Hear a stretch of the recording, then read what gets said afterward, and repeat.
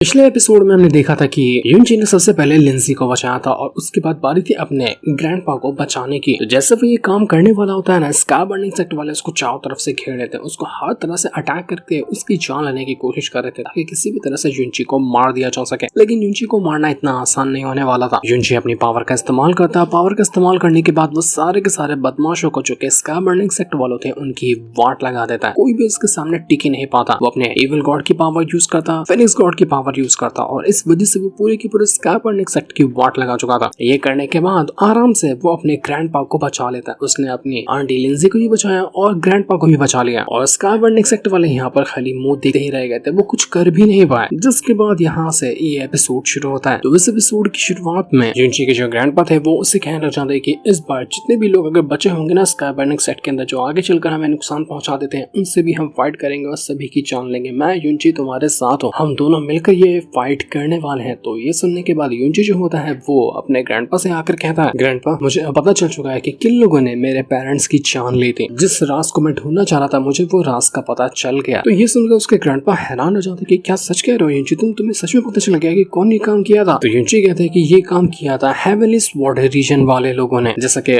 युनची को उसके असली वाले ग्रैंडपा ने बताया था कि ये काम हेवनली स्वॉर्ड रीजन का है। तो अब यहाँ पर अपना दुश्मन तो युनची को पता था, लेकिन ये सुनते साथ ही उसके जो ग्रैंडपा होते वो बिल्कुल हैरान हो जाते हैं कि हेवनली स्वॉर्ड रीजन ये तो बहुत ही ज्यादा खतरनाक है। वो चार वन ऑफ द ग्रेट और पावरफुल सेक्ट में से एक आते हैं। उनकी अगर पावर का अंदाजा लगाया जाए तो हमारी सिटी हो गई, बाकी जितने भी कॉन्टिनेंट वगैरह हो गए ना, उनसे भी अगर कंपैरिजन करें तो भी वो हेवनली स्वॉर्ड रीजन वाले ज्यादा आगे होंगे। इतने ज्यादा स्ट्रॉन्ग लोग हैं वो। तो आखिर उससे बदला हम लेंगे कैसे? हम दो लोग मिलकर इतने बड़े हेवनली स्वॉर्ड रीजन का मुकाबला कर ही नहीं सकते, ये कैसे होगा? युनची यहाँ पर अपने ग्रैंडपा एक और बात बताता है कि दुनिया को तो यही लगा था कि हेवनली स्वॉर्ड रीजन वालों ने मेरे पेरेंट्स को मारा है, लेकिन जहाँ तक कि मुझे लगता है कि वो वापस घर लौटकर आ गए थे उन हेवनली स्वॉर्ड रीजन के चुंगल से बचकर। और जो बच्चा उनके साथ था ना, जिसे वो अपने पास रखे हुए थे, सबसे ज्यादा चांस लग रहा है कि वो आपका असली वाला पोता होगा, क्योंकि युनची जो है वो अपने इस वाले ग्रैंडपा का सगा पोता नहीं है, लेकिन इस जो अंकल है, ओल्ड मैन है, उसका जो असली वाला पोता है ना, उसको युनची के पेरेंट्स अपने साथ ले गए थे। और अभी तक सीन ये है कि युनची के पेरेंट्स उसने तो मान लिया कि मर चुके हैं, लेकिन अभी युनची को उतनी कुछ खास जानकारी नहीं है। उसने अपने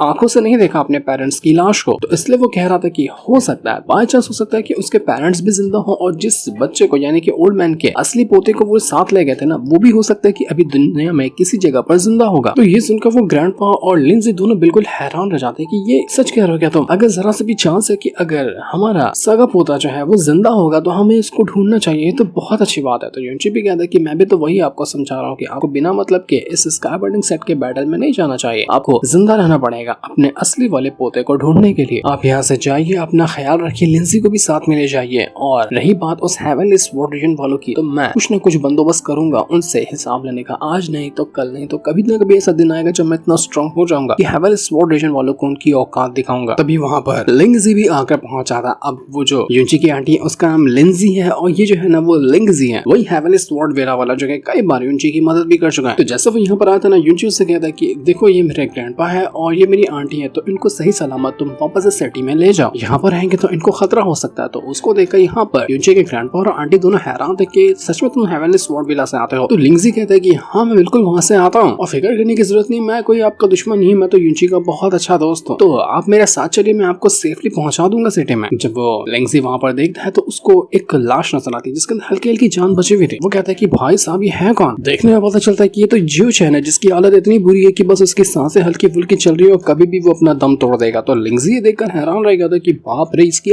ऐसी हालत हो कैसे गई? युनची तुमने क्या किया? ये तो बहुत ही कमाल की बात है, तुमने तो स्काई बर्निंग सेट की वाट लगा कर रख दी, क्या कर दिया तुमने? ये तो बहुत ही ज्यादा कमाल की बात है। मैं तो यकीन भी नहीं कर सकता कि तुम पहले से कितने ज्यादा स्ट्रॉन्ग हो चुके। पहले तो इतने स्ट्रॉन्ग नहीं थे, लेकिन अब बहुत ही ज्यादा स्ट्रॉन्ग हो चुके हो। तभी तो स्काई बर्निंग सेट तुम्हारे सामने एक पल भी नहीं टिक पाया और सबकी तुमने वाट लगा कर रख दी। कमाल कर दिया तुमने तो। जियो चैन जो था वो यहाँ पर लिंजी से कहने लग जाता है कि देखो तुम्हारा जो स्वॉर्ड विला है ना, वो हमारे स्काई बर्निंग सेट से पहले काफी अच्छी दोस्ती रखता था। तो तुम ऐसा मेरे साथ कैसे कर सकते हो? तुम मुझे छोड़कर नहीं जा सकते, तुम्हें मुझे बचाना होगा। हमारे सेट की दोस्ती के खातिर तुम्हें मेरी जान बचानी चाहिए, लेकिन तुम इस युनची का साथ दे रहे हो, ये गलत बात है। तो लिंजी कहता है कि अबे भाड़ में जा, मैं तो तुझे जानता भी नहीं हूँ, लेकिन युनची जो है वो मेरा बॉस है, मेरा सबसे अच्छा दोस्त है, तो मैं उसकी बात मानूंगा, तेरी बात आखिर क्यों मानूं मैं? युनची जियो चैन से कहने लग जाता है कि अभी हल्की फुल्की जान ही बची है ना कि तू सांसें ले रहा है, तो बोल, अगर एक वर्ड और कहता है तो मैं उसको भी खींच लूंगा। बचे कुछ जान में तेरे अंदर नहीं रहने देने वाला हूँ मैं। इसलिए मुंह बंद कर ले, और जिंदा बच पाता है तो ठीक है, नहीं बच पाता तो यहीं पे तेरी कब्र बन जाएगी।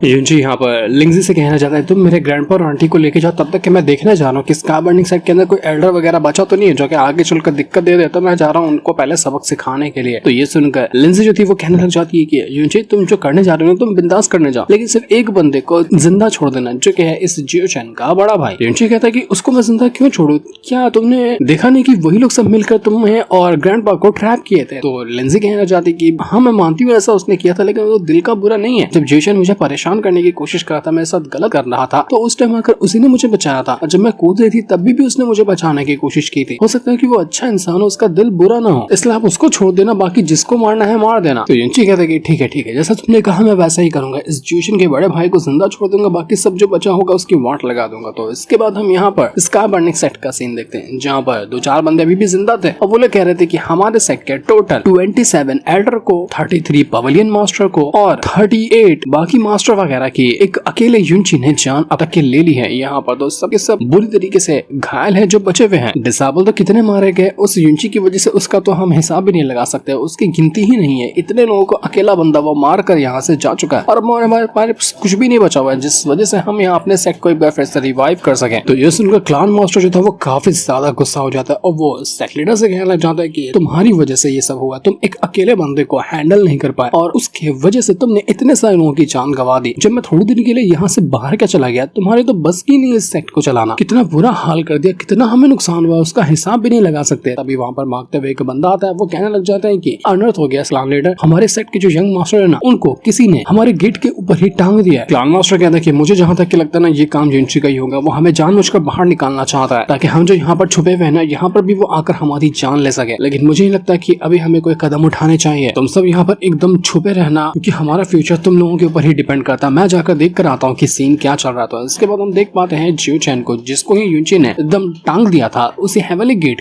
के ऊपर। जब वहाँ पर क्लान मास्टर आकर देखता है ये नजारा ना, उसका दिमाग खराब हो जाता है कि नहीं जियो चैन तुम्हारे साथ ऐसा किसने किया, तुम ठीक तो हो ना। वो जियो चैन कह रहा था कि ग्रैंडपा मुझे बचा लीजिए, मैं मरना नहीं चाहता, ये लोग मुझे मार देंगे, वो युनची मुझे मार देगा, उसने बहुत बुरा हाल किया है मेरा। क्लान मास्टर बहुत ज्यादा घबरा चुका था और वो कहना चाहता है कि नहीं जियो चैन फिक्र करने की जरूरत नहीं, मैं हूं ना यहाँ पर, मैं तुम्हें बचा लूंगा। लेकिन तभी वहाँ पर आकर पहुंच जाता है युनची और वो कहने लग गया था कि चलो प्लान काम कर गया, मैं तो ढूंढना चाह रहा था कि कहाँ तुम बैठे हुए हो क्लान मास्टर छुप कर, तुम मिल ही नहीं रहते, देखो इतना सा प्लान बनाया और तुम खुद ब खुद बाहर निकल कर आ गए, तो अब बाहर आ ही गए हो तो मरने के लिए तैयार हो जाओ। तो इसके बाद तो यहाँ पर अब क्लान मास्टर और युनची के बीच में एक बैटल शुरू हो जाता है। वो दोनों अपनी पावर का इस्तेमाल करते हुए एक दूसरे से फाइट करने लग गए थे। युनची कहने लग जाता है कि काफी टाइम से मैंने यहाँ पर जियो चैन को बंदी बना कर रखा, तुमने आने में काफी देरी कर दी, मतलब लगता है कि तुम्हें अपने ना इस जियो चैन की फिक्र नहीं है, फिक्र होती तो जैसे खबर मिली कि मैंने इसको यहाँ पर टांगा है तुरंत लौट कर आ जाते ना। तो क्लान मास्टर कहता है कि मुंह बंद कर अपना, मैं तेरी जान ले लूंगा, तू बचने वाला नहीं, आज मैं तेरी हड्डियां वगैरह सब तोड़ दूंगा। तो युनची कहता है कि अरे कितनी बूढ़ी टांगे और हाथ काम करेंगे, वैसे भी तेरा टाइम खत्म हो चुका है, एक टांग तो तेरी कबर के अंदर मौजूद ही है, चल मैं दूसरी वाली भी उसके अंदर गिरा देता हूँ क्योंकि बहुत पाप कर लिए तूने, अब यहाँ पर तेरे पापों का घड़ा भरने का टाइम आ चुका है। तो इसके बाद तो ये सुनकर क्लान मास्टर भड़क जाता है और एक बहुत ही खास तरह की हेल पावर को यूज कर लेता है, जो कि फ्लेम से बनी हुई थी। पर्पल फ्लेम की पावर को यूज करते हुए यहाँ पर युनची के ऊपर अटैक कर चुका था, लेकिन युनची भी अपने फिनिक्स गॉड की पावर को यूज करता है और उसके जरिए वो एक ही बार के अंदर इस अटैक को डिस्ट्रॉय कर चुका था। वो कहने लग जाता है कि तेरे स्काई बर्निंग सेट की जितनी भी फ्लेम की पावर है ना, जितनी भी अलग अलग तरह की फ्लेम की पावर तूने यूज की है वो किसी काम की नहीं है। नाम कितना अच्छा रखा है स्काई बर्निंग सेट, लेकिन यहाँ पर किसी की भी फायर की पावर कमाल की है ही नहीं। यूजलेस लोग हो तुम लोग, तुम्हारे बस की कुछ भी नहीं है। नाम अच्छा रख ले तो, लेकिन काम के टाइम पे तुम्हारी हवा निकल जाती। तो ये सुनकर क्लान मास्टर भड़क चुका था, अपनी पावर का इस्तेमाल करते हुए एक बार फिर से बहुत ही खतरनाक स्पिरिट को समन कर लेता है, जो कि स्नेक स्पिरिट होती है, और उसके जरिए वो यहाँ पर युनची के ऊपर अटैक करने को तैयार था। लेकिन युनची भी यहाँ पर अपनी पावर को यूज करता है और उसके जरिए वो उसके सभी अटैक को रोक रहा था। ये जो टेक्निक थी इसको कहा जाता है बर्निंग हेवन डोमेन टेक्निक, जो कि इस क्लान मास्टर की खास टेक्निक थी। और यहाँ पर युनची से कहना चाहते कि अरे लगता है कि नई टेक्निक पिटारे में से बाहर निकाला। तो क्लान मास्टर भी कहता है कि ये टेक्निक मुझे पहले ही यूज कर लेनी चाहिए थी, जब मैं पहली बार उससे फाइट करने गया था तो उसी टाइम मैं तेरी जान ले लिया होता, लेकिन मुझे लगा कि मैं आसानी से तुझे मार दूंगा। और कोई बात नहीं, उस टाइम बच गया ना, तो अब तू यहाँ पर मरेगा, तो अब नहीं बचने वाला है। ये टेक्निक तुम जैसे बचकानों को ही मारने के लिए बनी हुई है। अब देख मैं तुझे कैसे मार आता वो तुरंत अपनी उसी फायर पावर का जो अभी उसने यूज किया था डोमेन वाली, उसके अंदर यूनची को फंसा देता है। पावर काफी ज्यादा मिस्टीरियस लग रही थी और यूनची उसी तरह से उसके अंदर फंस चुका होता है कि बाहर निकलना उसके लिए मुश्किल पैदा कर रहा था। ये देखकर यूनची हैरान हो जाता है कि ये किस तरह के डोमेन की पावर है। तो क्लान मास्टर कह रहा था कि मेरे डोमेन की पावर है ही इतनी कमाल की, जितना तूने कहा था ना कि मेरे पास कोई ढंग की पावर नहीं है। अब देख अब कैसे इतनी हवा निकली हुई है, अभी तो शुरुआत हुई है, आगे आगे देख कि मैं तेरे साथ क्या करता हूँ। मेरे डोमेन की पावर अपना एक अलग ही लॉ चलाती है और उसके लॉ के हिसाब से तेरे कोई भी पावर नहीं टिक पाएंगे। लेकिन इविल गॉड के सामने किसका कौन सा ही लॉ चलने वाला है। यूनची तुरंत यहाँ पर अपने इविल गॉड की पावर को यूज करता है और जैसे उसने ये पावर को यूज किया ना, उसकी इविल गॉड की पावर अब यहाँ पर उस डोमेन की पावर से टकराने लग गई थी और लिटरली में यहाँ पर वो जो डोमेन की पावर होती है वो डिवोर हो जाती है उसी इविल गॉड की पावर के अंदर और उसके डोमेन की पावर खत्म हो चुकी थी। क्लान मास्टर देखकर दंग रह जाता है कि बाप रे ये क्या हो गया, ये तूने किया कैसे, आखिर मेरे डोमेन की पावर को तूने पूरी तरह से खत्म कर कैसे दिया। नहीं मैं ये मानता ही नहीं, ये भी पॉसिबल ही नहीं है। यूनची कहना चाहते कि बस बुढ़ाओ तेरा टाइम पूरा हो गया, मैंने कहा था ना कि आज तेरा खेल खत्म है तो आज मैं तेरा खेल खत्म करके ही रहूंगा। वो तुरंत अपनी पावर का इस्तेमाल करता है और वो जो डोमेन की पावर थी उसको एक ही बार के अंदर डिस्ट्रॉय कर चुका था। उसको डिस्ट्रॉय करते हुए बाहर निकल कर आता है। बाहर निकल कर आने के बाद तो अब वो रुकने ही वाला नहीं था, वो बड़े मस्त तड़पा के मारेगा उसी क्लान मास्टर को। जितना यूनची अटैक कर रहा था क्लान मास्टर सदमे में खड़ा था कि वो यकीन ही नहीं कर पा रहा था ना कि आखिर ये हुआ कैसे। मेरा इतना कमाल का टेक्निक जो मेरे सबसे खास डोमेन की पावर है उसको यूनची ने इतनी आसानी से खत्म करके रख दिया। ये इम्पॉसिबल है, मैं इसके ऊपर यकीन करूँ तो करूँ कैसे। यकीन करने वाली चीज होती तो मैं यकीन कर भी लेता, लेकिन ये हुआ कैसे। वो यूनची से कहना चाहता है कि मैं अब समझ चुका हूँ कि तू नॉर्मल इंसान है ही नहीं, तेरे पास कोई डिवाइन पावर है या हेवनली पावर है, लेकिन तब भी मुझे फर्क नहीं पड़ता। अगर मेरे इस सेक्ट को बचाने की बारी आई है ना और इसकी जान दाव पर लगी हुई है तो मैं अपनी जान भी देने के लिए तैयार हूँ, लेकिन आज मैं तुझे यहाँ पर नहीं छोड़ूंगा। तुझे क्या लगता है कि तू दुनिया की हर एक अटैक को हैंडल कर सकता है, हर एक अटैक तेरे सामने कुछ भी नहीं है, तो आज तू यहाँ पर ये तेरी गलतफहमी खत्म होने वाली है। मेरे लॉस की पावर अभी भी बची हुई है और मैं सारे के सारे लॉस की पावर का इस्तेमाल करते हुए तेरे ऊपर अटैक करूंगा। तो यूनची कहता है कि अबे लॉस की पावर को छोड़ तू जाके पढ़ाई कर, तेरे को कोई समझ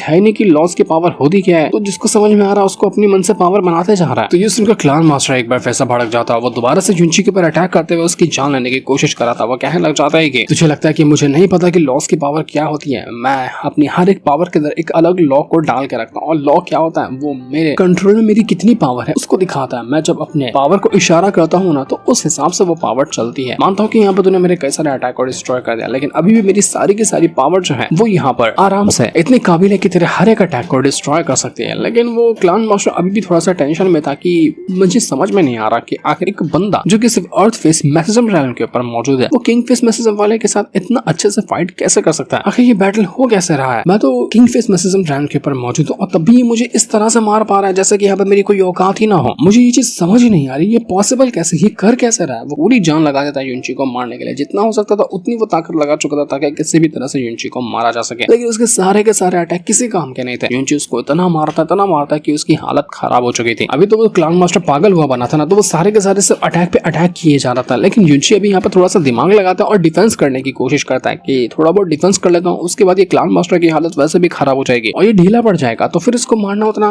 मुश्किल भरा काम नहीं होगा। तो शुरुआत में जितने भी वो डिफेंस करता ना अटैक कर करके यहाँ पर क्लान मास्टर थक चुका था। वो अपने सारे अटैक इस्तेमाल कर लेता है, जितनी भी फायर पावर थी उसको यूज कर चुका था, जितने भी अलग अलग तरह के अटैक थे वो सब कुछ को यूज कर चुका था, लेकिन फिर भी वो यहाँ पर कुछ भी नहीं कर पाया और मार कर वो बिल्कुल थक जाता है कि यार ये हो क्या रहा है, मैं कितनी भी कोशिश क्यों नहीं कर लूं, इसके पर एक भी अटैक लग क्यों नहीं रहा, ये सारे अटैक डिफेंस करता जा रहा है। और जब भी यहाँ पर यूनची को मौका मिलता ना वो बजा दिया करता क्लान मास्टर के 2-4 अटैक वो मारता कि उसमें क्लान मास्टर की हालत खराब हो जाती है। जब काफी देर हो जाती है और क्लान मास्टर अभी भी लौट कर नहीं आया था ना, तो वो जो सेक्रेटर होता है वो 2-4 बंदों को लेकर बाहर निकल कर आ जाता है कि क्या हुआ, कहीं क्लान मास्टर भी मर तो नहीं गया ना यूनची के हाथों। नहीं, ऐसा नहीं हो सकता, इसलिए मुझे बाहर जाकर देखना पड़ेगा। तो यही चीज के लिए वो बाहर निकल कर आया हुआ था। जैसे वो बाहर निकल कर आता है सबसे पहले तो उसको यहाँ पर वही नजर आ जाता है कि जियो चैन को यहाँ पर रस्सियों से चेन से बांध कर रखा गया है, वो भी गेट के ऊपर। तो उसको देखकर वो काफी ज्यादा परेशान हो जाता है कि नहीं जियो चैन, ये तुम्हारे साथ क्या हुआ, मैं तुम्हें बचा कर रहूंगा, तुम्हें कुछ भी नहीं होगा, मैं हूं ना यहाँ पर, फिक्र मत करो। तो जैसे ही यहाँ पर यूनची देखते हैं कि चलो सेक्रेटर भी आ चुका, तो यूनची कहना चाहते कि चलो अब तो एक के साथ एक करिए, अब दोनों को यहाँ पर निपटा दूंगा। बड़ा अच्छा ही लोग तो छुका रखे हुए थे अपने आप को बचाने के लिए, अब मेरे सामने आ रहे हैं तो मरना तो तय है इनका। तो अब यूनची यहाँ पर क्लान मास्टर की वाट लगाने के बाद वो सेक्रेटर और उसके जो भी जितने लोगों को वो लेकर आया था ना उनके साथ फाइट करना शुरू कर देता है। वो अपनी फेनिक्स गॉड की पावर यूज करता और उसके जरिए वो जितने भी लोग यहाँ पर आ रहे थे एक के बाद एक करते वो सभी की बचाया जा रहा था। कोई भी यहाँ पर उसके सामने टिक नहीं पाता। और इसके बाद यूनची डिसाइड करता है कि चलो अब पहले मैं यहाँ पर इस क्लान मास्टर का खेल निपटाता हूँ, उसके बाद से सेक्रेटर जो है ना इसकी भी वाट लगा दूंगा। तो सबसे पहले वो अपनी फिनिक्स गॉड की पावर यूज करता है और एक बहुत ही खतरनाक अटैक तैयार कर देता है जिसको कहा जाता है फिनिक्स विंग। और इसी अटैक का इस्तेमाल करते हुए वो लिटरली ऐसा अटैक देकर मारता है क्लान मास्टर को जिससे उसकी हालत खराब हो चुकी थी। वो अटैक सीधा उसको जाकर लगता है वो अधमरा हो गया था क्योंकि पहले से तो वो थक चुका था अटैक करते करते और बाकी अटैक का इस्तेमाल करके, तो इस वजह से इसकी जान वैसे भी कम थी और जैसे ये अटैक लगा वो बिल्कुल अधमरा हो गया था। सब लग रहा था कि बस भाई अब इसका खेल खत्म है, ये अब उठने बैठने के लायक नहीं बचेगा। इसकी वाट लगाने के बाद युनची तुरंत अपनी पावर का इस्तेमाल करता है और अपने फिनिक्स गॉड की ही पावर को यूज करते हुए उसकी फायर पावर का इस्तेमाल करके सीधा ज्यूशन के ऊपर एक अटैक देकर मार देता है। और जैसे ये अटैक उसने किया था ज्यूशन पूरा आग की लपटों में घिर जाता है क्योंकि फिनिक्स गॉड की पावर फायर से बनी हुई है। और जैसे ये अटैक उसको लगा पूरे के पूरे आग की लपटों में वो घिर गया था और उसके शरीर होता है वो धीरे धीरे जलते हुए धीरे धीरे पिघलते हुए ऊपर से नीचे आ गिरा था। लग रहा था कि वो खड़े खड़े राख बन गया। ज्यूशन की लग रहा था कि अब यहाँ पर बड़ी बेरहमी वाली मौत मिली है उसको, बहुत बुरी तरीके से वो मर गया। तो जब ये नजारा सेक्रेटर देखता है ना वो यकीन नहीं कर पाता, उसका दिमाग खराब हो गया था क्योंकि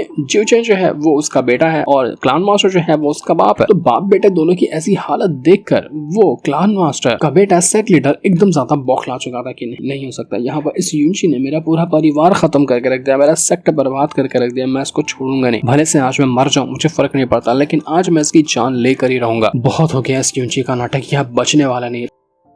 तो युनची भी कहना चाहते हैं कि अरे क्या हो गया, अभी तो तेरे बाप बेटे का ही गेम बचाया ना, अभी तेरा गेम बचाना बाकी है क्योंकि तुम जैसे इंसानों को जिंदा रहने का सच बता रहा हूँ 1% भी हक नहीं है। तुमने जितने भी अपराध किए हुए ना इस दुनिया में उन सभी का हिसाब पूरा करने के लिए आज मैं यहाँ पर आया हूँ। इसलिए मैं तुम्हारे ऊपर 1% भी दया नहीं दिखाऊंगा क्योंकि दया दिखाओ तो तुम लोग पीछे से मुड़कर ही काटने वालों में से हो। इसलिए भूल जाओ कि मैं यहाँ पर तुम में से किसी के ऊपर भी दया दिखाने वाला हूँ, सबको आज मार डालूंगा। तुम्हें पता है ज्यूशन को मैं कब का मार चुका होता, लेकिन मैंने इसको क्यों नहीं मारा, ताकि मैं तुम्हें आंखों के सामने तुम्हें दिखा सकूं कि अपने बेटे को जलते हुए मरने के देखने पर कैसा महसूस होता है। और उम्मीद करता हूँ कि तुम्हें ये शो बहुत ही पसंद आया होगा। अपना बेटा जब जल रहा था ना, कितना वो चिल्ला रहा था, तो वो म्यूजिक तुम्हारे कान में अच्छे से गूंज रहा होगा। अब तो यहाँ पर ये देखकर सेक्रेटरी जो था वो बिल्कुल बौखला चुका था। वो कहता है कि युनची तुम मरेगा, मैं तेरी जान ले लूंगा, तुझे आज मैं छोड़ूंगा नहीं। उसको इतना गुस्सा दिला दिया था युनची ने जिसका हिसाब भी नहीं था, वो पागल हुआ बना था, लेकिन फिर भी वो यहाँ पर ढंग से कुछ कर नहीं पाता। और एक ही अटैक के अंदर युनची ने उसकी हालत खराब कर दी थी। एक ही अटैक देकर क्या मारा कि उसकी भी हालत खराब हो गई और वो अधमरा हो चुका था। जैसे ये काम हुआ था, जितने भी बच्चे कुछ बनते थे जिनके अंदर हल्की फुल्की जान बची थी, वो जल्दी से ग्रैंड एडर को बुलाने लग जाता है कि ग्रैंड एडर आप कहाँ पर हैं, जल्दी से यहाँ पर आइए, सब कुछ खत्म हो गया, हम सब मरने वाले हैं। युनची वापस से लौट कर आ चुका है। वो जो ग्रैंड एडर था वो अपना वापस से सेक्रेशन के अंदर चला गया था ना कल्टीवेशन करने के लिए, तो अब यहाँ पर उसको जानबूझ के बुलाया जा रहा था कि भाई जल्दी से लौट कर आ जा, वरना जब तू लौट कर आएगा तब तक पूरा सेक्ट यहाँ पर मिट्टी बन चुका होगा। जब अपने बेटे यानी कि सेक्रेटरी की ऐसी हालत देखा है ना क्लान मास्टर, तो वैसे भी अधमरा था, उसके अंदर हल्की फुल्की जान बची हुई थी, तो वो कहना लग चाहता है कि तूने जो आज किया मेरे बेटे मेरे पोते के साथ, मैं तुझे छोड़ूंगा नहीं। आज मैं यहाँ पर जो चीज देखा हूँ अपनी आंखों से, मुझे वो चीज बर्दाश्त नहीं हो रही। आज मैं यहाँ फिर तुझे मारूंगा या फिर मैं खुद मर जाऊंगा, मुझे फर्क नहीं पड़ता, लेकिन मैं जिंदा रहकर इस चीज को बर्दाश्त नहीं कर पाऊंगा। वो अपनी एक खास टेक्निक को यूज करता है जिसको कहा जाता है बर्निंग हेवन प्रिंट, और इसके जरिए वो एक बहुत ही खतरनाक स्पेल को समन कर चुका था और वो स्पेल सीधा वो गिराने लग जाता है युनची के ऊपर। युनची स्पेल के नीचे जाकर दब चुका था और वो पूरी जान लगाता था कि किसी भी तरह से स्पेल को अपने ऊपर से हटा सके, क्योंकि स्पेल इतना ज्यादा प्रेशर क्रिएट कर रहा था जिससे उसकी हालत खराब हो रही थी और युनची को उतना कुछ खास फर्क नहीं पड़ता। वो अपनी पावर का इस्तेमाल करते हुए जैसे एक बहुत ही ब्रूटल अटैक देकर मारता उस स्पेल के ऊपर, स्पेल काफी हद तक के डैमेज हो चुका था और स्पेल की हालत खराब हो चुकी थी। युनची यहाँ पर एक ही बार के अंदर उस स्पेल को पूरी तरह से डिस्ट्रॉय करके रख देता है। ये यहाँ पर जो काम किया था वो देखकर क्लान मास्टर और बाकी जो लोग थे जिनके अंदर सांसें बची थी, वो लोग कहते कि नहीं ये नहीं हो सकता, ये इस हेवनली प्रिंट को कैसे डिस्ट्रॉय कर सकता है, इसने इसके अटैक को रोका कैसे। किसी किंग फेस मैसेज के भी एकदम जो पीक पे बंदा होता है ना, उसकी भी जल्दी औकात नहीं होती कि वो इस अटैक को रोक ले, लेकिन ये तो एक बार के अंदर इसको रोक गया। हमें तो पक्का लगता है कि ये युनची कोई इंसान है ही नहीं, इसके अंदर जाने किसी गॉड की पावर आ गई। ये क्या हो गया इसके साथ, जिसने काम किया है एक नॉर्मल इंसान नहीं कर सकता। एक अकेला इंसान इतने बड़े स्काई वार्निंग सेट को डिस्ट्रॉय कर दे, ये किसी की बस की बात ही नहीं है, ये आम इंसान है ही नहीं, ये कुछ और ही चीज है। जैस्मिन युनची से कहना चाहती कि अरे युनची बस हो गया, जल्दी जल्दी इनका काम खत्म करो, निकलो यहाँ से, क्योंकि जितनी तुमने अपनी मैस्टिक पावर को गवा दी है ना, ये तुम्हारी पूरी जान ले लेगा, तुम्हारी जान चली जाएगी, इसलिए अपने आप को बचाओ और सेव करो, ज्यादा जोश में आने की जरूरत नहीं है। युनची कहता है कि बस थोड़ी देर और, थोड़ी देर और मैं यहाँ पर बचे कुछ लोगों का भी खेल खत्म कर दूं, उसके बाद मैं चला जाऊंगा यहाँ से। तो जैसे युनची ने यहाँ पर ये किया था ना, वहाँ पर एक जोरदार धमाका होता है। धमाके के साथ साथ वहाँ पर वो जो ग्रैंड एडर था वो भी आकर पहुंच चुका था, वो भी अपना सेक्रेशन तोड़ा और बाहर निकल कर आया। आते साथ ही वो युनची के ऊपर बरस पड़ता है, लेकिन फिर भी वो यहाँ पर कुछ भी नहीं कर पाता युनची का। ये जितने भी लोग सब अधमरे हो चुके थे, लेकिन युनची का एक बाल तक बाका नहीं कर पाया। ग्रैंड एडर कहना चाहता है कि मुझे नहीं पता कि किस तरह की टेक्निक इस्तेमाल कर रहा है युनची, इसके ऊपर हमारे किसी भी अटैक का असर हो ही नहीं रहा। मुझे लगता है कि इसके पास कोई खास तरह की टेक्निक है जिसके जरिए वो हम सब के अटैक से बच पा रहा है, वरना इसकी जगह कोई नॉर्मल इंसान होता तो कब का वो खत्म हो गया होता। लेकिन हर एक टेक्निक की ना खास बात यही होती है कि वो कुछ टाइम तक असर करती है, उसके बाद अपने आप ढीली पड़ने लग जाती है। और मेरे ख्याल में ये लगता है कि कुछ ही टाइम के अंदर इसकी जितनी भी मैस्टिक पावर है ना वो अपने आप ड्रेन हो जाएगी और ये एकदम अधमरा हो जाएगा। उसके बाद हम यहाँ पर इसकी जान ले सकते हैं। हमारा बस मकसद ये है कि इसको कुछ टाइम के लिए यहाँ पर रोक रखना है, और कुछ देर तक इसको रोक लेते हैं ना तो इसकी पावर वैसे भी ड्रेन हो जाएगी और उसके बाद इसको मारना बाएं हाथ का खेल होगा। और यही चीज यहाँ पर जैस्मिन भी यूनची से कह रही थी कि जल्दी निकलो यहाँ से, वरना तुम्हारी पावर ड्रेन हो जाएगी और दिक्कत में आ जाओगे। तो अब देखना इंटरेस्टिंग होगा कि क्या सच में यहाँ पर यूनची की पावर ड्रेन हो जाती है और फिर ये दोनों लोग मिलकर उसकी जान ले लेते हैं, या फिर तब भी यहाँ पर यूनची इनकी बचाने के लिए काफी होगा। वो तो हमें पता चलेगा नेक्स्ट एपिसोड के अंदर जिससे इनको दिखाते हैं। साथ ही ये वाला एपिसोड यहीं पर एंड हो जाता है। Thanks for watching.